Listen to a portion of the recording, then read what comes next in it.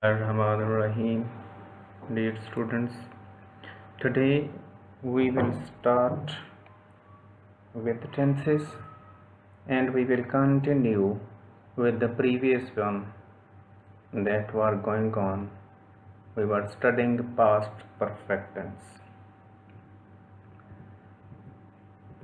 Past perfect tense. What is past perfect tense? It is very important tense that we use in our conversation. The structure of the past perfect tense or the knowledge of the past perfect tense is better in writing self-expository paragraphs, while writing letters, or while writing any summary, any story. It is better to understand that where do we use, how do we use. So what is it? First of all, पहले हम ये देखेंगे कि ये क्या है. It shows actions that were performed in the past. यानी माजी में जो काम किए गए उनकी ये निशानदेही करता है. माजी के मतलब माजी के किए गए कामों के मतलब बात करने के लिए हम पास्ट परफेक्ट टेंस का सहारा लेते हैं. या we use this tense to talk about the actions performed in the past at a certain point of time. There are two things. We talk about actions first, and such actions that were performed in the past at a certain point of time. For example, I had met him. मैं उसे मिल चुका था. The match had ended in a draw. Match बगैर किसी हार जीत के ख़त्म हो गया. The teacher had delivered a lecture. Teacher ने लेक्चर अपना डिलीवर कर दिया था. We had passed the examination. हम एग्ज़ाम पास कर चुके थे. They had gone to Lahore. वो लाहौर जा चुके थे. You had completed your homework. आपने अपना काम ख़त्म कर लिया था. स्ट्रक्चर क्या है अब इसका? Now look at its structure. We use first of all subject I, and after that we use helping verb that is had, and helping verb. After helping verb we use third form of verb. Here first form is meet, second is met, and third is met, and we are using third form of verb met. Next is a him object. Look, subject I, had helping verb, met third form of verb, and then object. This is the structure of past perfect tense that should be kept in mind while talking or while discussing the matters of the past, or while writing a story, while writing a paragraph, while writing a letter. We may need such structure in our composition. Now look at the sentences. These are the similar sentences which we had studied earlier. Urdu में ये फ़िक्रात इस तरह के होते हैं. मसलन मैं इससे मिल चुका था. I had met him. Match बगैर हार जीत के ख़त्म हो चुका था. The match had ended in a draw. उस्ताद सबक पढ़ा चुका था. The teacher had taught the lesson. तुम अपना काम ख़त्म कर चुके थे. You had finished your work. लड़कियां घर पहुंच चुकी थीं. The girls had reached home. Urdu में इसके ज़माने को क्या कहते हैं? इस टेंस को क्या कहते हैं? Past perfect tense. उर्दू में हम इसको मासी बैद कहते हैं. यानी मासी में, दूर दराज माजी में कभी कोई काम हुआ हो, उसको हम ये पास्ट परफेक्ट टेंस कहते हैं. उर्दू में जब हम ट्रांसलेट करने के लिए हमारे पास सेंटेंसेस होते हैं, तो उर्दू में हम किस तरह से इनको रिकग्नाइज करेंगे कि ये सेंटेंसेस किस टेंस में ट्रांसलेट होने चाहिए. इसकी पहचान सिंपल सी ये है कि जैसे पहले भी हमने सेंटेंसेस में देखा कि उर्दू में मैंने जो आपके सामने 5-6 सेंटेंसेस पेश किए, उनके में था कर लिया था, कर चुका था, चुकी थी, चुकी थी, लिया था, ली थी, आ गए थे, जा चुकी थी, खा चुकी थी वगैरह। ये इस तरह के सेंटेंसेस इसमें आते हैं। पास्ट परफेक्ट टेंस शोज, इससे हमें यही पता चलता है कि past perfect tense shows an action that was performed in the past at a certain point of time, यानी एक ख़ास वक्त तक कोई काम वहाँ पर हुआ था। ऐसे मैटर्स को डिस्कस करने के लिए हम ये स्ट्रक्चर यूज़ करते हैं। उर्दू में किस तरह के सेंटेंसेस होते हैं वो आप हम देख चुके हैं। अब इनकी examples, now look at these examples, how can we use them in our daily language. I had met him already, मैं उससे पहले ही मिल चुका था। Already is pointing at a certain point of time. It is describing a certain point of time कि already पहले ही, गुजरे हुए वक्त में कहीं पहले ही उससे मिल चुका था। I had met him after he arrived. मैं उससे कब मिल चुका था? जब वो आया था। We had done the exercise before the teacher came. हम टीचर के आने से पहले हम ये एक्सरसाइज कर चुके थे। Now this sentence also describing a certain point of time. वो टाइम क्या है? Before the teacher came, teacher के आने से पहले। The train had arrived before I reached at the railway station. Train station पर पहुंच चुकी थी, यानी कब? मेरे स्टेशन आने से, पहुंचने से पहले। Okay students, look at these examples. How do we, what these examples show? These examples show how do we use this tense in our conversation. कि अपनी डेली लैंग्वेज में, अपने डेली बोलचाल में हम कैसे इस टेंस को इस्तेमाल करते हैं। You will have to keep in mind two things.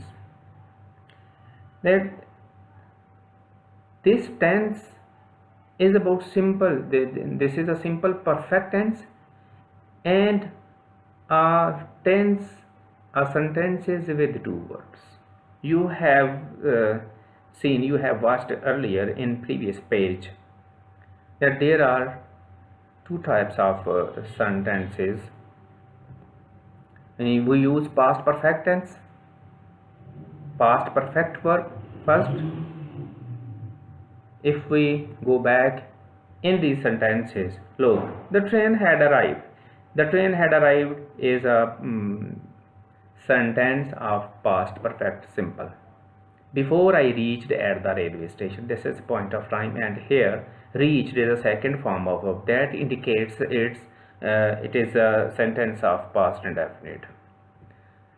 So we use past verb first, as I have told you earlier in the previous example, and past indefinite after that in second part of sentence that points at time. जो किसी ख़ास वक्त की तरफ इशारा करता है उसको हम बाद में ट्रांसलेट करते हैं, और पास्ट परफेक्ट वाला जो हिस्सा है जिसमें हैड यूज़ होता है और वर्ब की थर्ड फॉर्म यूज़ होती है उसको हम पहले यूज़ करते हैं। इसका स्ट्रक्चर भी इसी तरह से है। सबसे पहले subject, had, verb third form, object, और स्लाइटली इस तरह के सेंटेंसेस में, पास्ट परफेक्ट के सेंटेंसेस में स्लाइटली चेंज करके थोड़ा सा स्ट्रक्चर भी यूज़ होता है, जैसे कि पहले एग्जांपल्स में हमने देखा, यानी बिफोर, आफ्टर, ऑलरेडी के बाद हम वर्ब की सेकंड फॉर्म और ऑब्जेक्ट अगर कोई दिया गया हो तो हम वो लगाते हैं, नहीं तो आमतौर पे सेंटेंस वर्ब की सेकंड फॉर्म पे कंप्लीट। कि स्टूडेंट्स देखें, मसलन क्लेम बारिश होने से पहले घर पहुंच चुका था। Claim had reached home before it rained.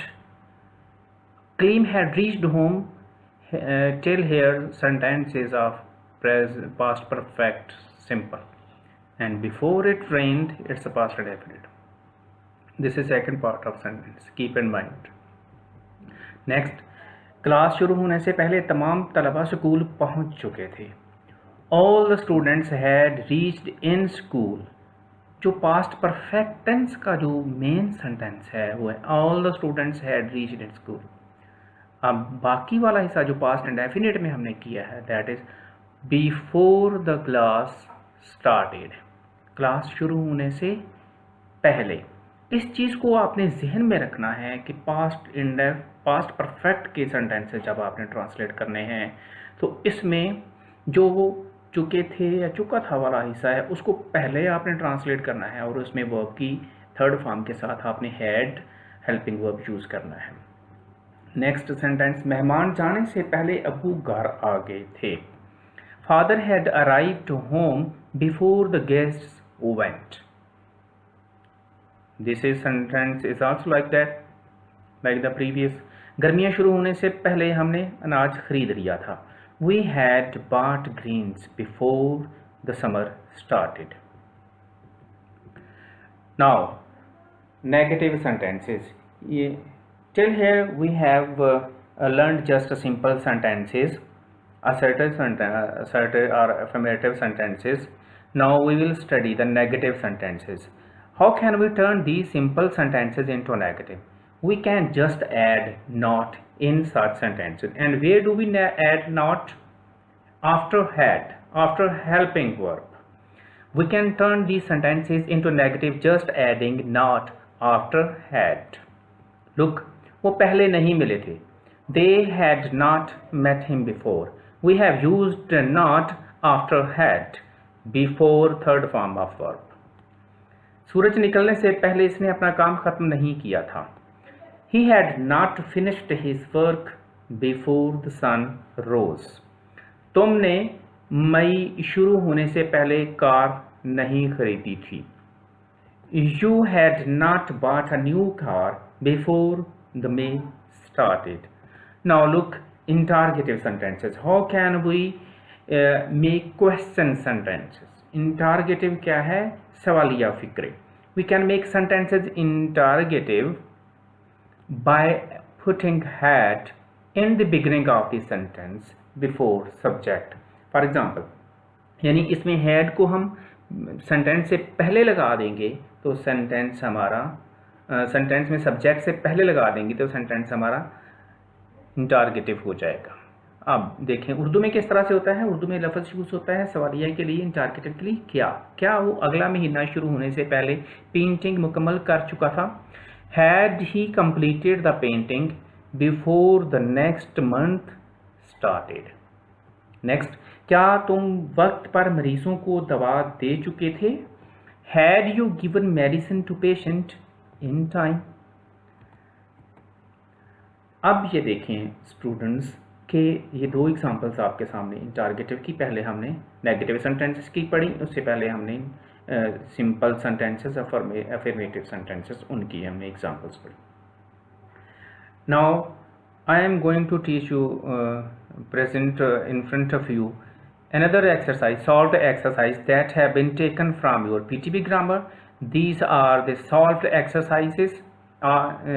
exercises including simple use of had and negative and interrogative sentences. The first sentence is, क्या तुम्हारा भाई ये इम्तहान पहले ही पास कर चुका था. Look, had your brother already passed this examination? Next time, मैंने इतना खूबसूरत जानवर पहले नहीं देखा था. I had not seen such a beautiful animal before. You have students, you have already I think done this exercise. Now just put your homework in front and look at these sentences and make corrections in your homework. If you have done any sentence wrong, you can correct sentences by looking these. क्या मदद लेने से पहले जख्मी मर चुका था. Had the injured died before he received help? Sorry. Next is number 4. He had not gone to school before you reached. यानी तुम्हारे पहुंचने से पहले वो स्कूल नहीं गया था. नेक्स्ट सेंटेंस फिर से, सूरज 5 बजे से पहले ग्रुप नहीं हुआ था. The sun had not set before 5 o'clock. Police के आने से पहले लोगों ने चोर को क्यों नहीं पकड़ा था. This is another type of interrogative question. This is W word question has been used in this sentence. and we use for the translation of kyun we use why. And whenever we use w question word in sentences, interrogative sentences, we put it first and before had and subject, and just after w question word we use helping verb whatever the tense is. जो भी इसमें helping verb use हो रहा हो हम उससे पहले W question word लगाएंगे, ये आपको ध्यान में रखना होगा.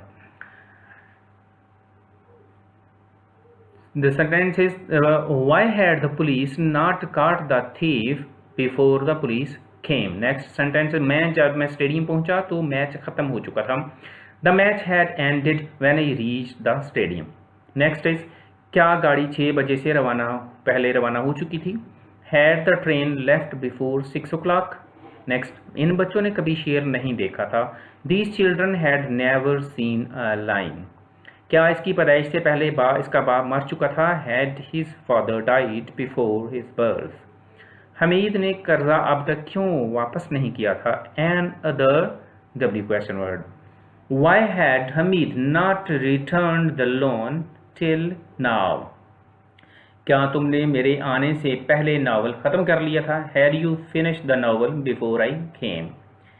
क्या तलबा वक्त से पहले ही पर्चा हल कर चुके थे. Had the students solved the paper before time?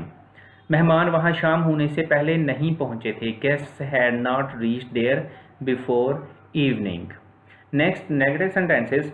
These are mixed sentences. वो इससे पहले गाड़ी में सवार नहीं हुआ था. He had not boarded the train before this. सैलाब आने से की बाद लोग गांव छोड़कर कहाँ चले गए थे. Another W question word, where. Where had the people gone from the village after the flood came? Next sentence is क्या पुलिस के पहुंचने से पहले चोर नकब लगा चुका था. Had the thief broken into before the police reached? जल्जले से पहले आंधी ने छतें नहीं उड़ाई थीं. The windstorm had not flown the roofs away before the earthquake. मेरी तकरीर से पहले किसने तकरीर की थी. Who had made a speech before my speech? क्या तुम तारीख़ इस्लाम पहले ही पढ़ चुके थे. Had you already studied the history of Islam? हमने ऐसा खौफनाक सांप पहले नहीं देखा था. We had not seen such a terrible snake before. तुमने ऐसा हैरत अंगेज नज़ारा पहले कभी नहीं देखा था. You had not seen such a wonderful scene before. मैंने ऐसी दिलचस्प कहानी नहीं सुनी थी. I had not listened such an interesting story. Okay students, these are sentences in front of you. You can stop the video and you can translate this and look at the solved sentences. Next, after that I will give you some exercise that you will have to complete the exercise and write this exercise on your need to copy and send it back to me on my WhatsApp number. Okay, the storm destroyed the castle that we fill in the blanks build. अब यहाँ पे खाली जगह दी गई हैं. आपने यहाँ पे खाली जगहों में आपने देखना है वर्ब की थर्ड फॉर्म आएगी, हैड आएगा, सेकंड फॉर्म आएगी. किस तरह से आपने जो ब्रैकेट्स में वर्ब दिए गए हैं उनको आपने यूज़ करना है. और ये पास्ट परफेक्ट टेंस ही रहना चाहिए और कोई टेंस ये नहीं होना चाहिए. आप इनको करेक्ट और इन अ राइट वे आप इनको लिखें, करें, हैंडल करें और इनको लिख के आप पिक्चर बना के मुझे सेंड कर दें. Okay boys, well the lecture is over.